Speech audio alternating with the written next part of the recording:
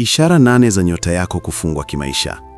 Karibu sana upokee mwanga wa kiroho, tafsiri za ndoto na maombi pamoja na Prophetic Galila.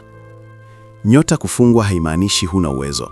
Inaanisha kuna kizuizi cha rohoni kinazuia kile ulichobeba kung'aa. Hizi ndizo ishara kuu. 1. Jitihada nyingi bila matokeo yanayodumu. Unafanya kazi sana lakini hakuna kinachokaa au kukua. Mizunguko ya kushindwa kurudia. Kila unapokaribia kufanikiwa, jambo lile lile linavunjika. Ndoto za kurudi nyuma, shule, kijijini, maisha ya zamani. Hatua mpya inapingwa na mizizi ya nyuma.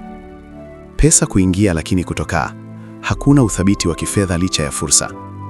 Mahusiano mazuri hayadumu. Kibali kinaguswa kabla hakijakomaa. Ndoto za kuibiwa, kufukuzwa au kukabwa. Ishara ya mashambulizi dhidi ya utambulisho na mwelekeo. Hisia mzito ya kukata tamaa bila sababu. Mzigo wa rohoni unaozima motisha na maono. Maombi kuwa mazito au usingizi kuvurugika. Upinzani huongezeka unapokaribia kusonga. Ufahamu wa kiroho.